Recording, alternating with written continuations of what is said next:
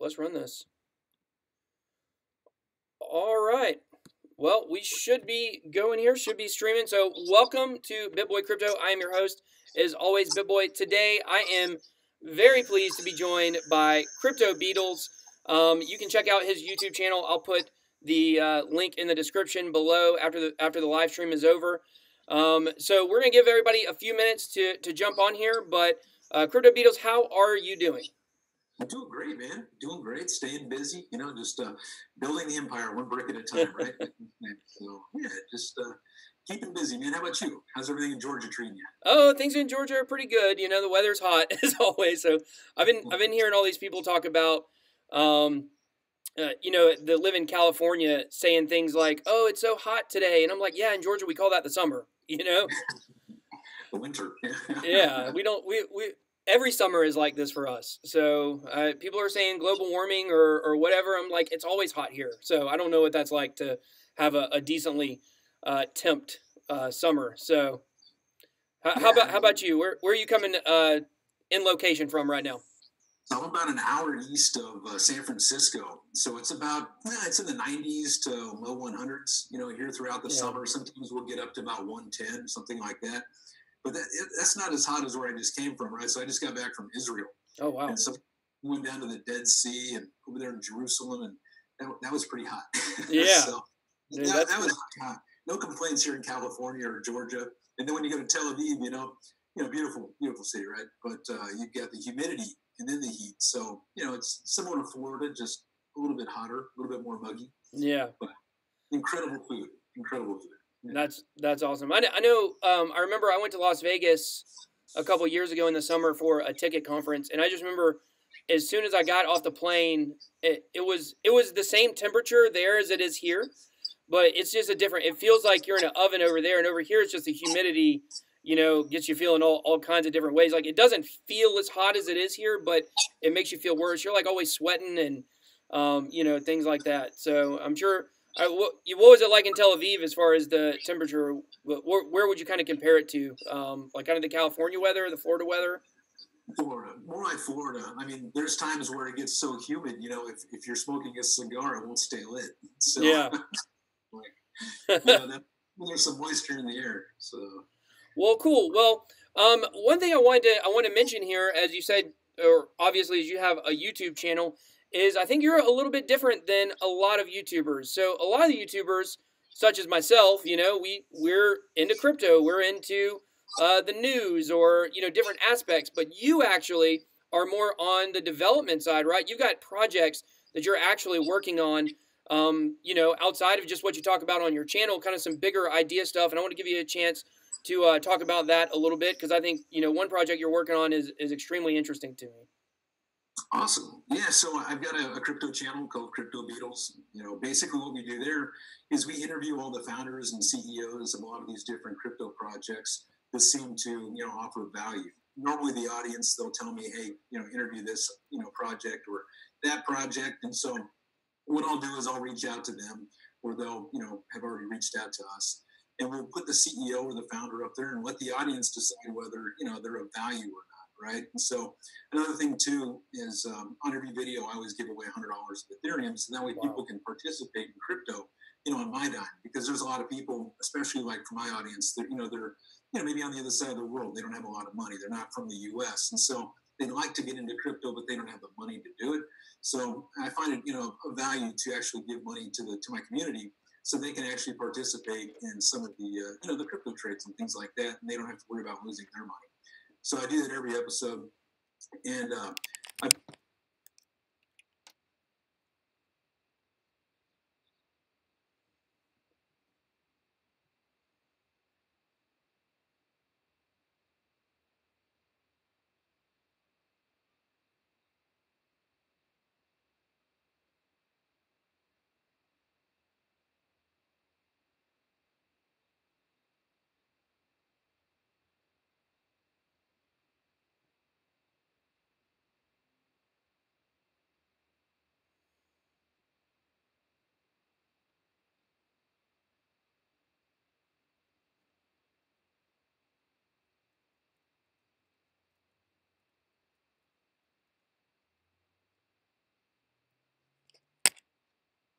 especially as I started getting to know, a lot of these different projects and seeing what they were doing is, maybe solving one problem, maybe not, it's like maybe creating a tire for a car, but how do you get anywhere with just a tire? You need the whole car, right? So there's certain solutions that are great. Like if you already have a good car, you can upgrade the rims and tires and things like that. And a lot of these projects are great at add-ons. But I wanted to come up with something myself that, basically, crypto is really confusing. It is super confusing. Mainstream has not adopted it. The only thing we've seen are people like speculate as far as investment. They don't understand the freedom that it can give them. And they don't understand how cool and how sexy it can really be. So what I wanted to do is create something that anybody and everybody could use. Somebody that knows nothing about crypto could be using crypto without having to know anything about it and still being able to use it. So that's kind of the goal of Monarch. So Monarch is, it's basically, this platform that, I'm building, myself with my own resources. My partner Snay, he's also, in the crypto space. He's done a bunch of work with different ICOs over the years. And, what we're trying to do is basically create a financial platform that'll hold, I guess, I don't know if I want to start from the beginning, but basically you'd be able to control your entire financial, future right from the palm of your hand. So what we did is kind of like building a skyscraper. You start off with a foundation, right? You have to have a really solid foundation before you start building up. So I wanted to come out with, like the most awesome crypto wallet that's out there day one before we ever try raising any money. So we bring value to the community, and if that's where it stops, then that's where it stops. But at least I was able to kind of, do my part. And so I gave the world a cryptocurrency wallet that allows you to store Bitcoin, Ethereum, every single ERC20 on the planet. And we're releasing more coins, every week. So that was kind of like the foundation, right? As you build this kick-ass cryptocurrency wallet. And then from there you build up. So you're able to buy and sell cryptocurrencies at the best prices because we partner with certain people. You'll be able to pay your reoccurring bills. So things like your rent, your mortgage, your car payment, your Netflix, your Hulu, things like that, where just with a little slide, just right there on the screen, you just say reoccurring payment, and it'll pay those bills for you every single month. So now you're able to control, your money, your crypto, your bills, all from one spot. Then we're basically doing to where you're going to have all your analytics right there too. So, how much money you're making, tax reporting. So that way, if people were worried about, okay, well, I made some money last year, I don't know how much I'm supposed to pay in taxes. So, we'll generate those forms that they can give to their CPAs. So that way, they stay out of trouble. So it's kind of one of those things where, we wanted to make sure that they can handle all of their everyday lives of financial freedom and being able to pay their bills and hold on to their own money, not being, reliant on a bank or a credit card company saying, hey, you can't spend your money there, you can't spend your money here. You'll be able to spend your money however you want. If you want to plug it into your bank account, they'll be able to do that too. So that way, if they want to take money, put it into the Monarch wallet, buy crypto, sell crypto, and then take the profits and put it back in their bank account, they'll be able to do stuff like that. We have a two-token system. So imagine you've got a security token, and everybody, a lot of people know the security tokens are for accredited investors here in the United States, right? So we have a security token that's backed in part by silver. A lot of people are worried about, hey, if I invest in this company, if I invest in this cryptocurrency, what happens if the team leaves or is going to go down to zero, right? So I wanted to make sure that we had, some actual, value to our tokens that are outside of the team as well, kind of like peace of mind, right? So 10% of all the money we raise goes to the security token that backs it by silver. And we partner with Scottsdale Mint, which mints, the gold and the silver for like a lot of the central banks. So, they're a legit company. It's legit transparency. It's going to be right there on the website so people can see the money that is raised that goes to those security tokens. And then also for the people that hold the security tokens, we also have a merchant plugin, right? So imagine, you're Amazon and you want to take cryptocurrency, but you don't want to deal with the volatility of cryptocurrency. So you want to buy a pair of shoes from Amazon, you send them bitboy, or you send, your bitboy currency or your Bitcoin currency, to us, we basically put it into fiat and pay Amazon, right? So those transaction fees that we charge Amazon, 50% of that goes to the security token holders as well. So we want to make sure that, there's a true security token and then there's a utility token. And the utility token is open basically to everywhere we're legal. There's some exceptions like Iran and like North Korea and stuff like that. But we wanted to make sure we had two tokens That way anybody and everybody could participate, because a lot of people on my channel, they were upset that, they couldn't, participate in, one of these different token generation events because it wasn't open to them. So we want to make sure that, we took care of that. Our advisors are some of the best on the planet. We got some really, really great guys there that are advisors. Our team, are made up of, monsters as well. So, we're really, it's an ambitious project. We're really trying to do a lot. And the more that we build, and it's like we see these other opportunities. It's like, man, it would be really cool if we did that too. So it's one of those things that we have to be careful that we don't try to do too much, right? We're trying to make it very, very simple for everybody and keep delivering stuff every single week. But we see all these different things that we can do that people haven't addressed. So there's this balancing act, right? Stick to the roadmap, right? But we're still trying to throw other stuff in too that's really, really cool. So, and we're ahead of schedule, so we're excited about it. What do you see the biggest challenges you're going to face? Because, like, I didn't know you were associated with this project, and when I first found that out and I started looking into it, I wish I would have known you were at the Blockchain World Conference or you were involved in this, because when I was there, I would have went and checked out the booth. I actually didn't. I guess when I walked over there may have been some people. Believe it or not, there were people there. There might have been some people talking. I didn't get a chance to talk to the people we had at the booth there. But when I actually pulled up the website and looked at what you guys are doing, I'm so impressed with it. What I really love is the feature where you're able to make payments like to Netflix or whatever it might be, right from within the wallet. So all that being said, I'm very interested to hear what you think your biggest challenges are, who are your biggest competitors and things like that. I really don't worry about competition. I just kind of run around a race. I've done that all my life, and all my other businesses have been very, very successful. Thank God. And I don't really look at competitors because I haven't seen anybody doing what we're trying to do. They might do a little piece of this, oh, you're a cryptocurrency wallet. No, that's our foundation. That's how we start. That's how we keep your funds safe, right? Oh, you're BitPay. No, we're not a centralized company that's controlling all the money and private keys. All of our stuff is decentralized. So, with our wallet, you control all your private keys, your private seed, all that stuff. So it's safe and it's secure. And for somebody to hack our stuff, they got to hack the Ethereum blockchain, right? So that hasn't been done yet, and so we're betting that it won't be done anytime soon. Yeah. But if it does, I think everybody has something to worry about rather than just, Monarch wallets, right? But they say that the big fear everybody talks about all the time is the quantum computers, But I read something that said that basically quantum computers have to be kept in sub-zero temperatures even to run, and that we're so far away from that being a normal thing that someone could use to hack something. So I don't think that's really an issue we're probably gonna have to worry about for probably 20 or 30 years, honestly. Yeah, and the thing with quantum computing is, once they're out and available and they're being turned on us, don't you think that we'll have them ourselves to turn on them? Yeah. So that was, we're just fighting each other and we're right back where we're at, right? So, or either we're living Terminator. That's also a possibility.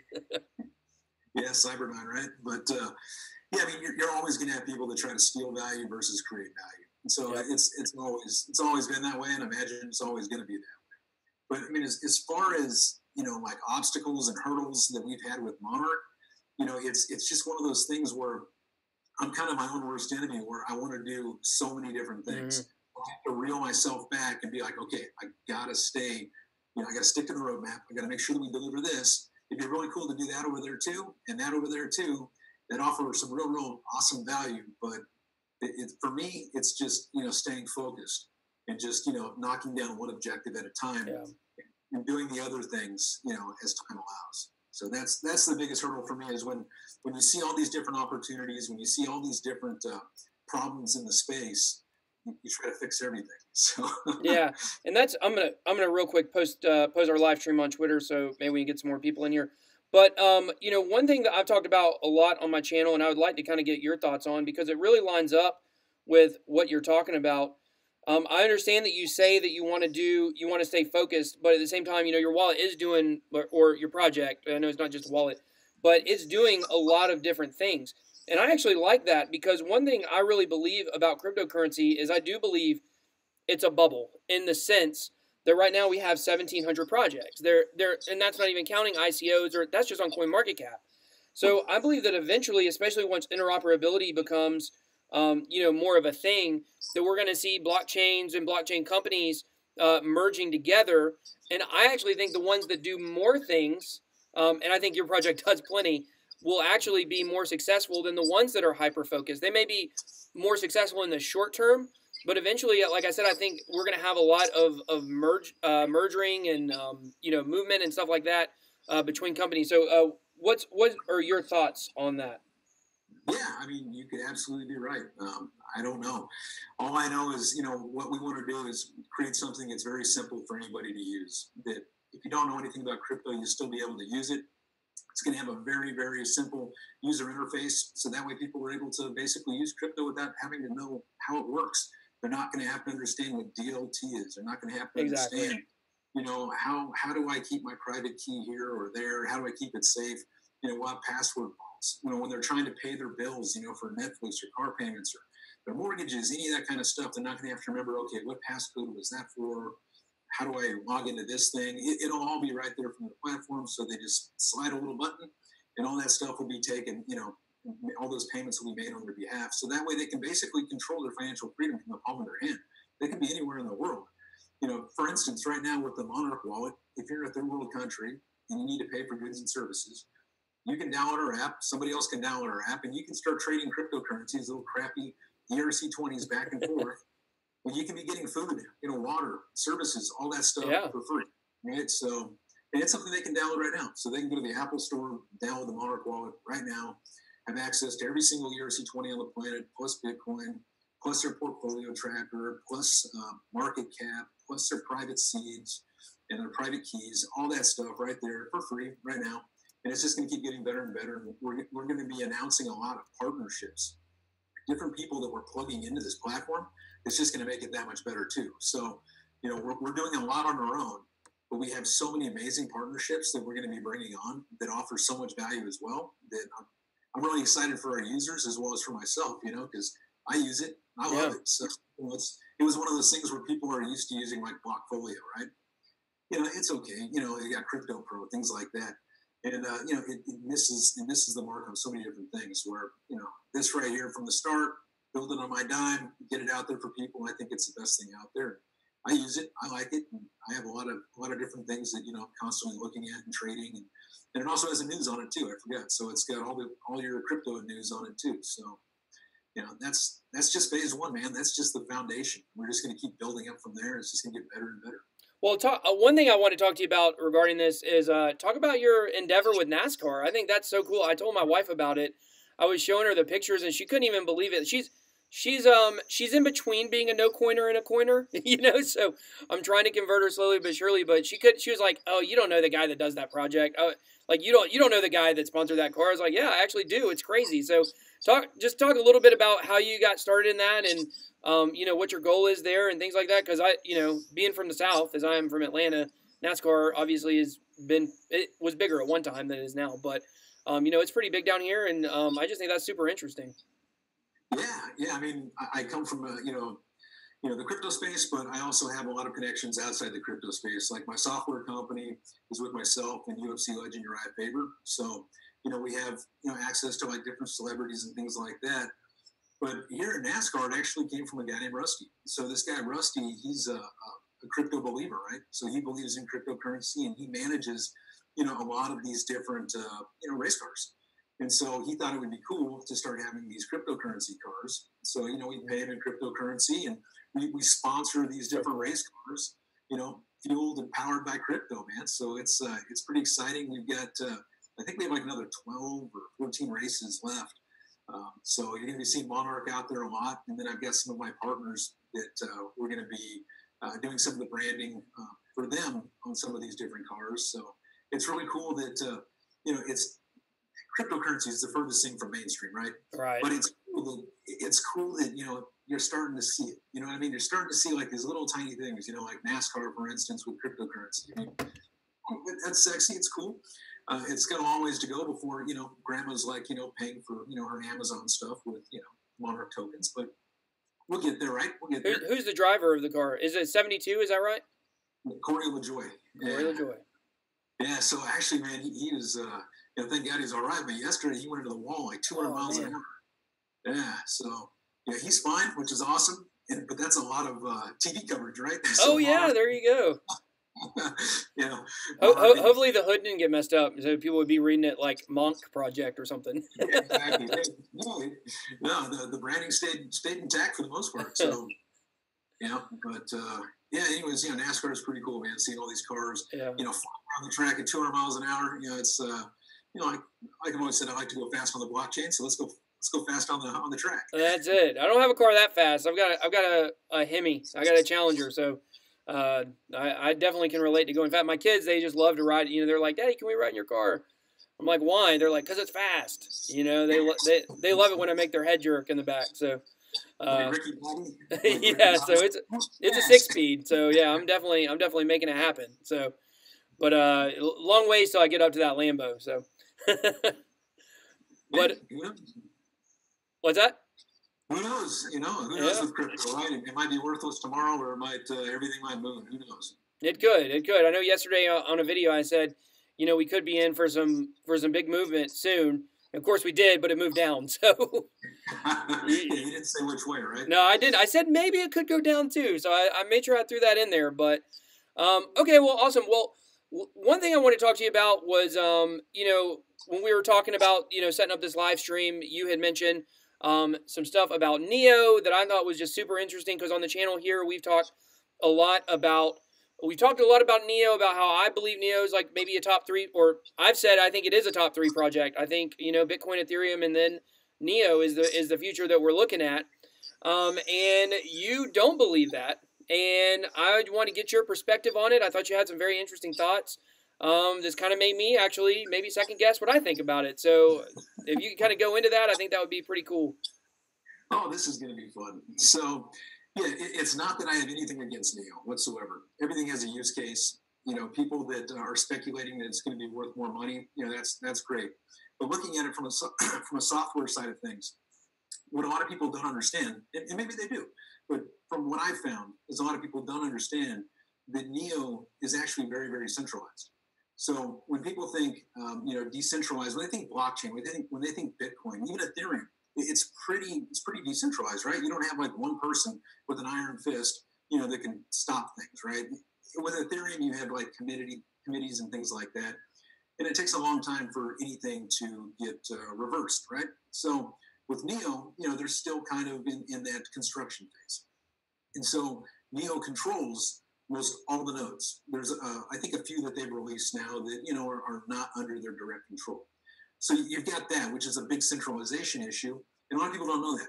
And so people they talk down on Ripple for the very same thing. And by no means am I supporting Ripple. I'm just saying people give Ripple a lot of crap because they say it's centralized, but they don't realize that Neo is kind of along the same lines, right? I mean, yeah, it has smart contracts and things like that, but I'm just saying Neo controls a lot of the nodes. So people don't understand that.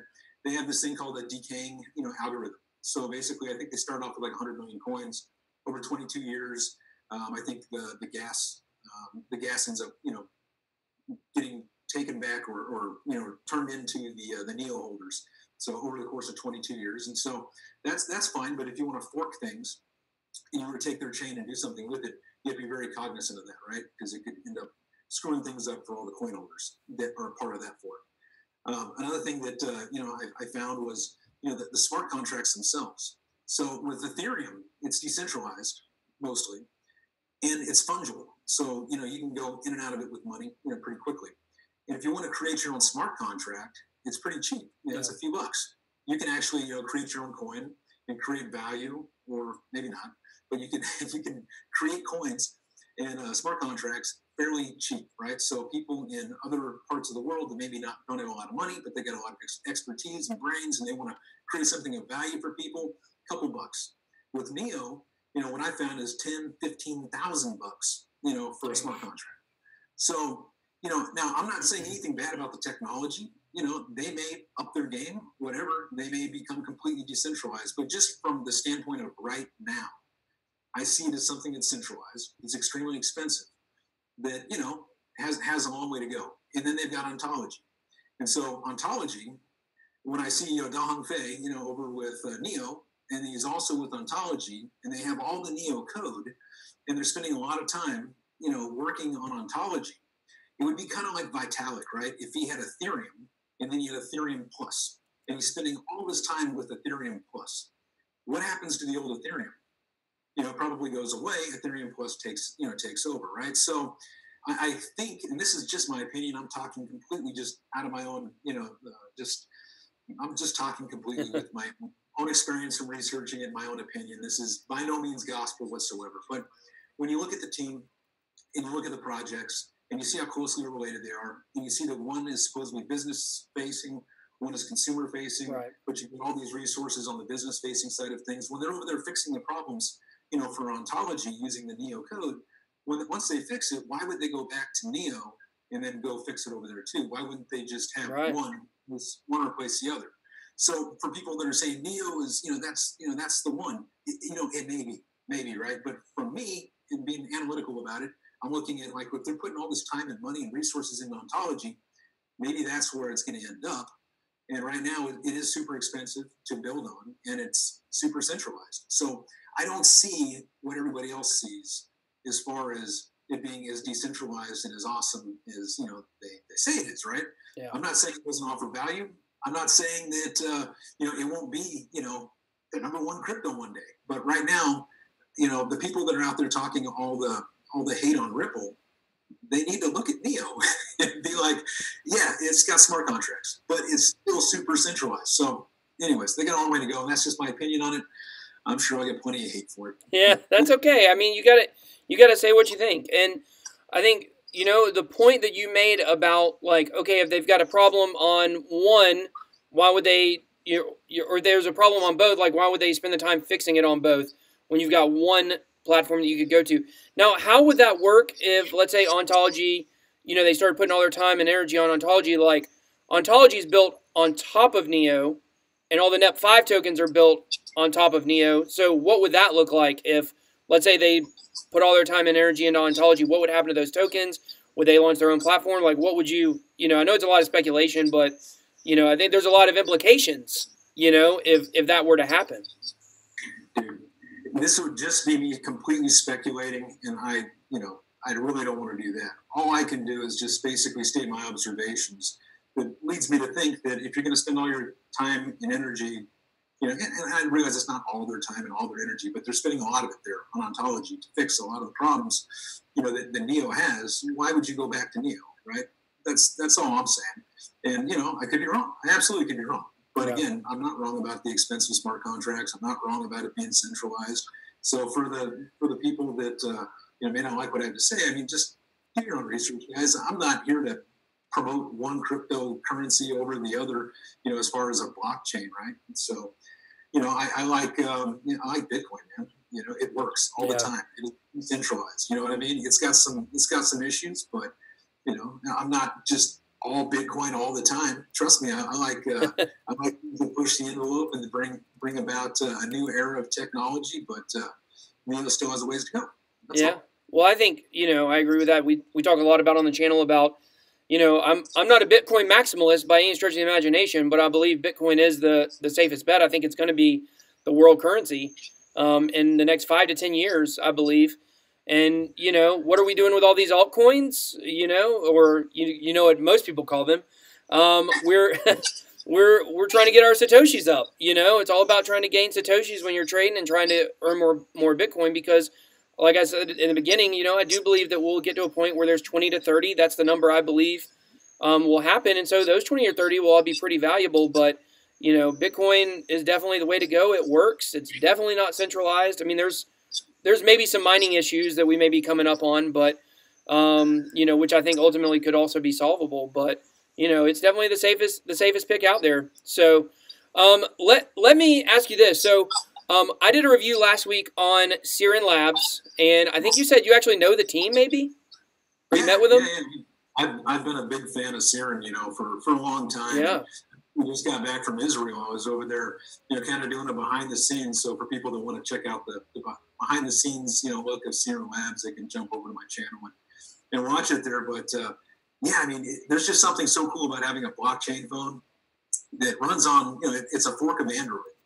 So, Yeah. basically you don't have to relearn the software. A lot of people are already familiar with Android, right? So it's a fork of Android, except it's got its own secondary screen that's a cold wallet that allows for the safe storage, sending, and receiving of cryptocurrencies.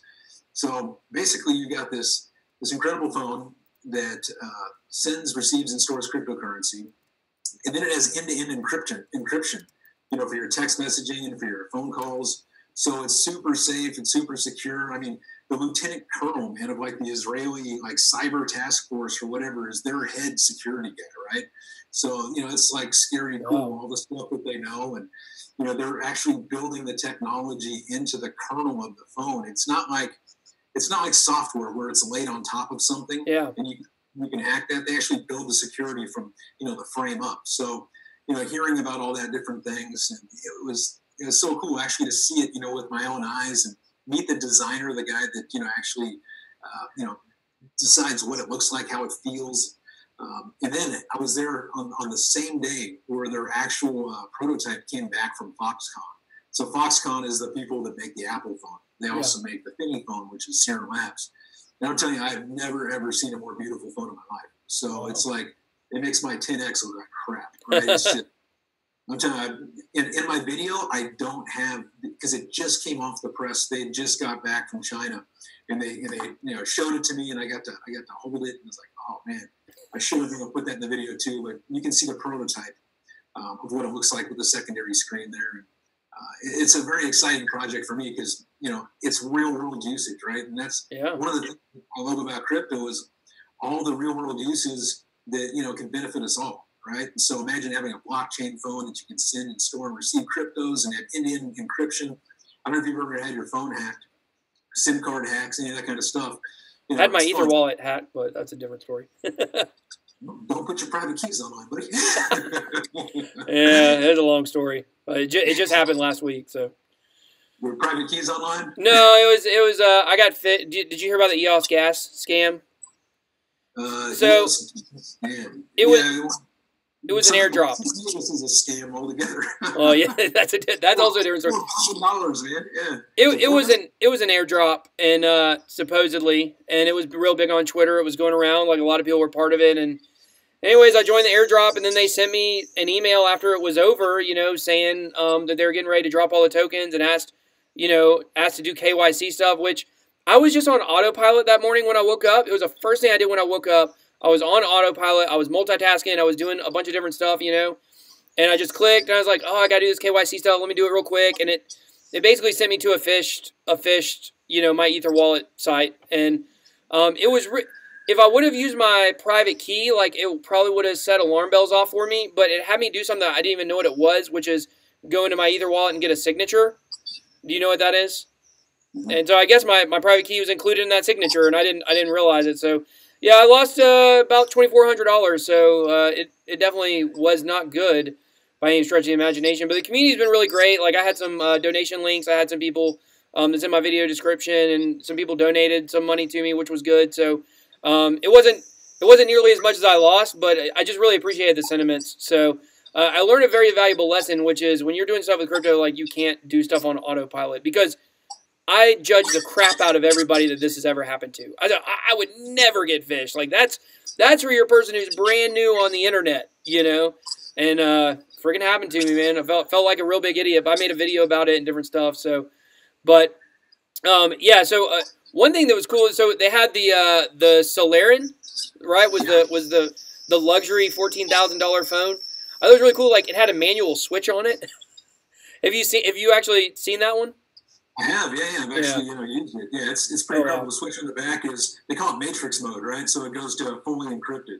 So it's matrix mode. I love that. That's cool. Yeah, it's pretty sweet, man. Yeah, I haven't seen anything like this before. I know that they're coming out with other blockchain phones. I just read an article today, but it doesn't touch all the things that the Mini phone does. Yeah. So it's like you can people are out there, they're like, oh crap, they're going to be first to market, so we better come up with something really quick. I don't know that it's going to be nearly as good as the because actually seeing the way that it's built, meeting the team and seeing all the time and resources and stuff that they spent, to create this thing, it's pretty incredible. So, well, too, by the way. Full disclosure, I'm an investor in Serum Labs, and their CMO is my advisor on Monarch. So full disclosure there. Well, cool. That's how much I like them. I appreciate that.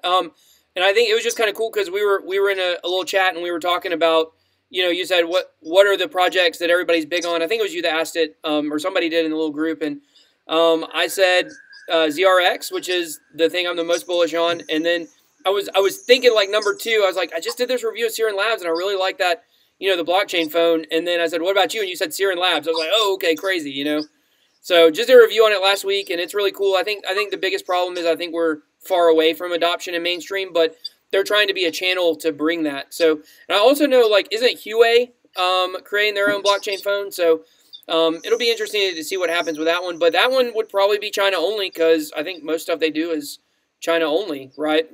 That's the nature of most Chinese technology, is the great technological wall around China. So. Yeah, I think once people actually start, they see it and they start using it, it's going to take off pretty well. I think, anyways. I could be wrong. I could be wrong. I invested in it, so I put my money where my mouth's at.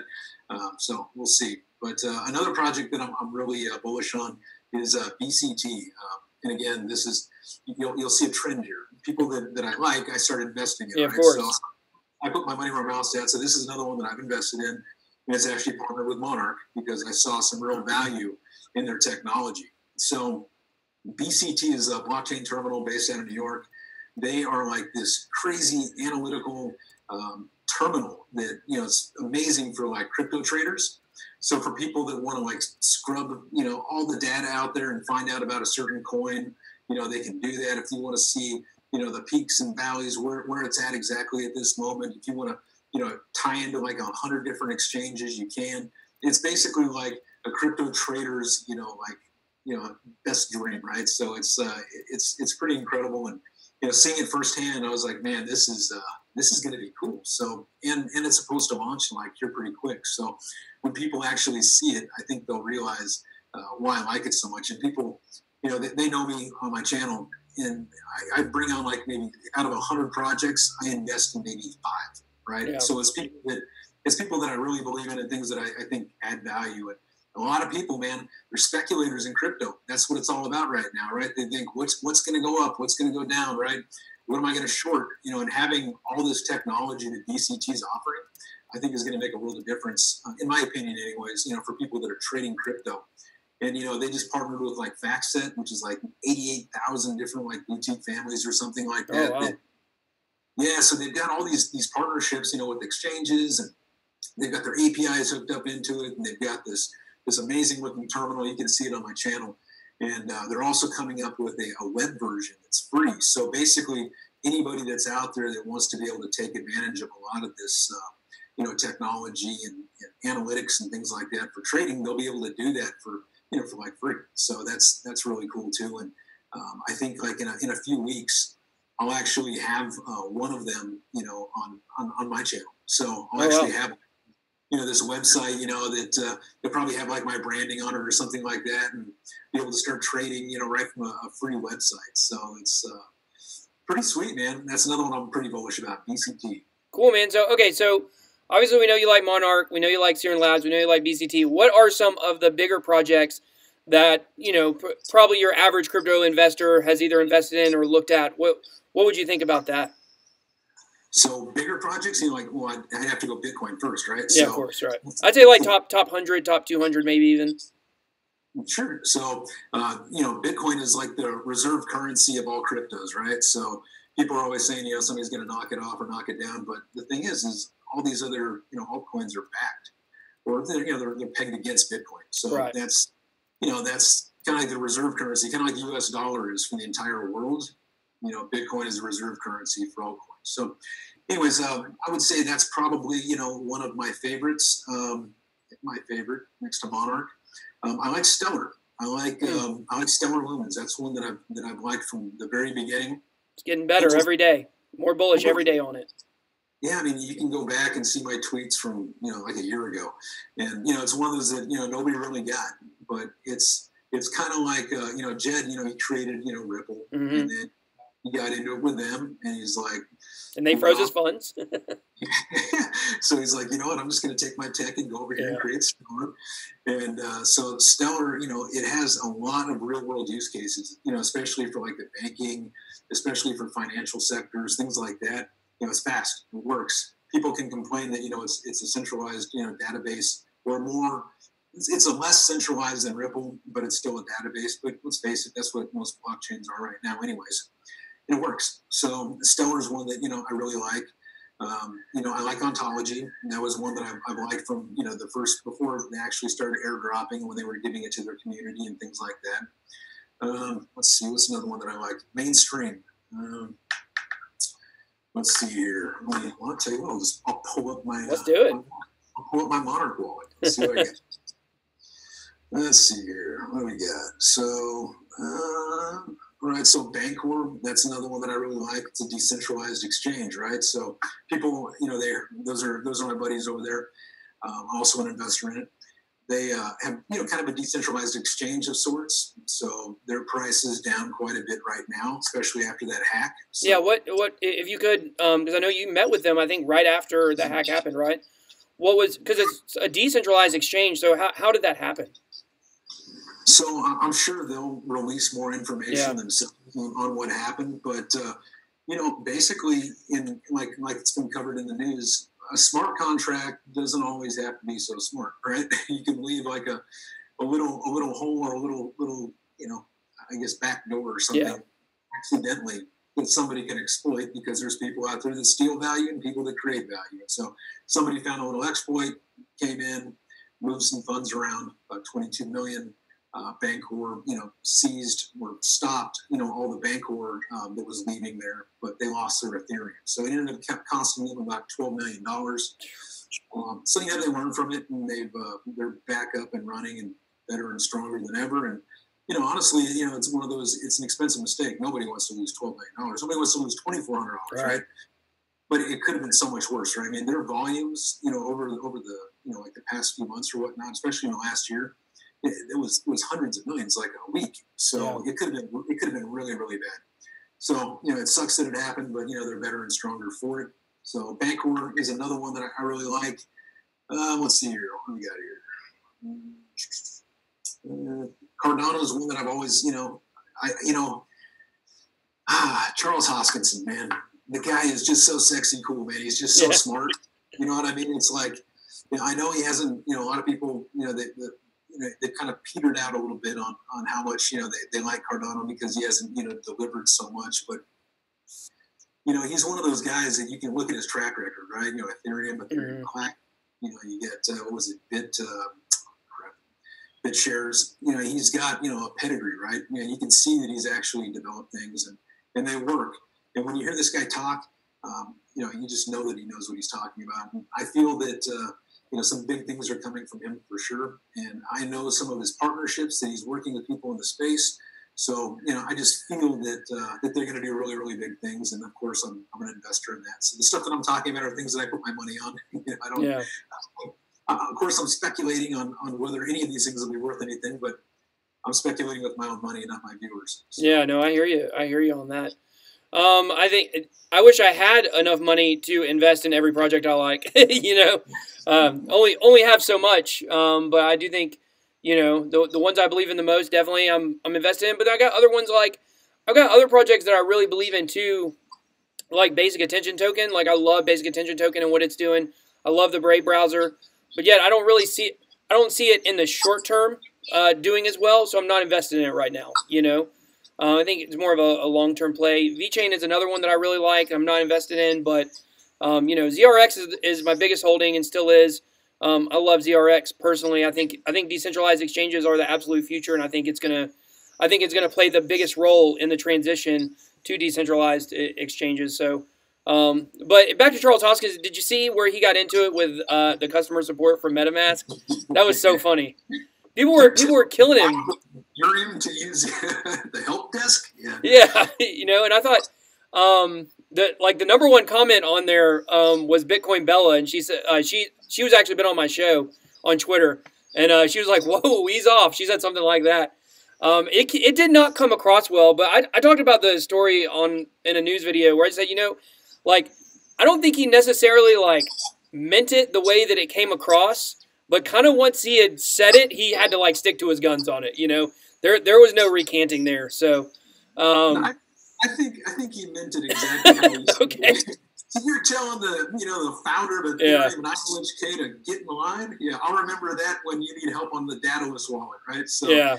I'm pretty sure that he's a super smart guy. I don't think that he said anything that he didn't mean to say. So. Why is it, how many emails to customer support do you think MetaMask gets? Probably thousands a day, or hundreds at least. People, losing their password, or having funds hacked, whatever it might be. So I mean, yeah, you got a guy like that's important like that. Like, you probably don't want him to get lost in the queue of the emails. So, but yeah, he's definitely a very, very interesting character.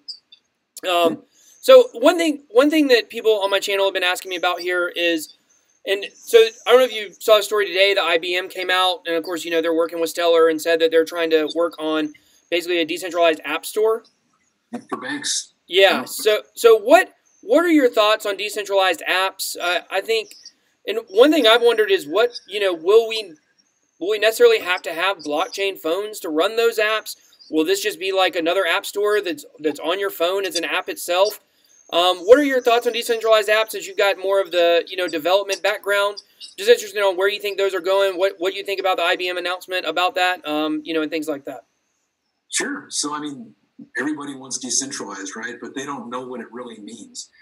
So people are like, I want everything decentralized until they lose some money, until something breaks. Right. And nobody to point their finger at. Until you get hacked, which what happened to me is like, as soon as I saw it, I was like, it's gone, Yeah, what do you do? I mean, how do you pick up the phone and call customer support, right? So, I think that people need to be a little cautious in the beginning about all the decentralized services because they haven't been vetted. They haven't been time tested. You don't really know the teams behind them. And you got to make sure that, if there is an issue with it, it's resolvable. It's not something they just, put together, threw up on a store, and then walked away from. And if you have problems, you have problems, right? So, it's one of those things that, like with Monarch, it's a fine line. We've kept everything decentralized. But at some point, there's going to need to be some sort of centralization of some sort, right? Because everybody needs that person, on the other end of the line when there is an issue, right? So with dApps, I guess it really just depends on the quality of the dApp, right? So after we start seeing some of these things come out, we'll vet them, see if they work, make sure there's no issues, stuff like that. Check the code, make sure there's no backdoors in them, stuff like that. But I think the more the merrier, man. I think that out of all the crap, some of the cream is going to rise to the top, and we're going to get some really amazing technology out of all this stuff. And some of these things will run on our phone, some of them will run on blockchain, some of them won't need anything. You know what I mean? And they're just going to be like an application in the App Store, right? So that you can put on your little watch, or you can put on your phone and stuff like that. So, well, I think think about the internet that's on our phone. Like 15 years ago, or especially 20 years ago, 20 years ago, the internet was already starting to boom. Like it wasn't fully grown yet, but it was a little bit past probably the American Online stage where that was everything, AOL. And we never could have imagined what smartphones would look like today, that we've got the whole internet in the palm of our hand. It formats differently. Like you couldn't really imagine that. And I think that's what it really is it's going to be a whole entirely new environment that we're going to be in. And it's really hard to figure out what it's going to look like right now. But I think, 10, 15 years from now, we're going to look back and be like, oh, man, how are we using, the previous version? Web 2.0. We'll be at Web 7.0 probably by then. So I think phones are just going to disappear, man. I don't think, in the future, you're going to have stuff like in the palm of your hand, on the back of your hand. It's going to be like some little microchip that's like a hologram that pops up. Yeah. It's going to be quick, man. Like people are going to be like saying, you used to hold something in your hand next to your ear. Like, it's just an implant. You just touch this and you're talking through through some kind of. The people that are going to really hate that are the people that are in the pop socket business. Do you know what those are? The pop sockets that go on the back of your phone, and you see like girls walking around with the selfies and they're holding them. Those pop socket people are going to be like, they're going to be pretty irritated, honestly, when there's no more phones for people to hold. So that industry is just taking off. So I'm thinking about having some of those at the Voices of Blockchain conference to hand out. but they will only be good for a few years, I guess, until we're not holding phones anymore. they've got their window. They better, you know, make as much money as they can while they can, right? Oh yeah, for sure. We see that with a lot of businesses, you know, that here today, gone tomorrow. So that's it. Yeah, but I really think in a couple of years, maybe more than a couple of years, obviously, but someday in the future, maybe when blockchain is completely, you know, just like everybody knows crypto. Maybe on that day, that's when you'll see that they have like these different types of, you know, holograms and things like that are our phones and things. Like you've seen Google glasses and things like that. You know, they've already got some of the technology that's out now. It's just not adopted.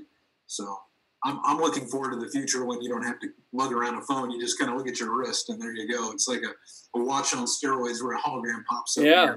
You're doing everything you need right there. Well, I think that well, they'll also have to have some kind of technology that shields the back of it so people can't see what you're looking at. That'll be something too to look at. Maybe you want to start that company. It's probably going to be a big technology. But you know, the thing about it is that the future just comes so fast. And I look back at like movies I've watched, you know, in the past, and it's like we're living those movies right now. Like Demolition Man, where it had the scene where, you know, Sylvester Stallone comes in and the girl in the towel calls the wrong number. And we're like, oh man, that would be so cool to be able to have, you know, a device where you could see people. And now we got FaceTime and Skype. A little conspiracy theory somebody I know has is that basically the lizard people, I don't know, the Illuminati, whatever group somebody decides to pick, you know, that they basically condition us with movies for the future. And I know that sounds absolutely crazy. I don't believe any of that, but it is crazy the way that movies do condition us for the future. And we see movies where people have holograms in the palms of their hands, but really that's where we're going today. You know, where we're going. It's crazy. Like anything that's in a movie that you've seen, it's going to be technologically possible at some point. So technology moves exponentially at the speed of light, really. If you compare how much progress we've made in the last 30 years compared to the first, you know, however many years you believe the Earth is to where we are now, it's really crazy. And to think where we're going to be in 100 years from now, like if the robots haven't taken us over yet. So. Well, look how far we've come in the past 100 years, right? So yeah. We've come a long way from, you know, stagecoaches and things like that to Lambos, right? Yeah.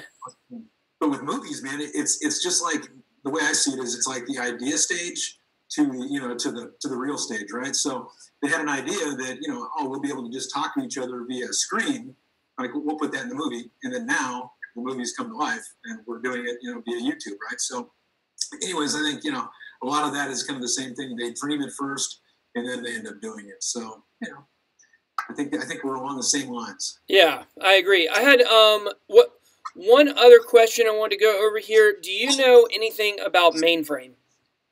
Mainframe. Yeah.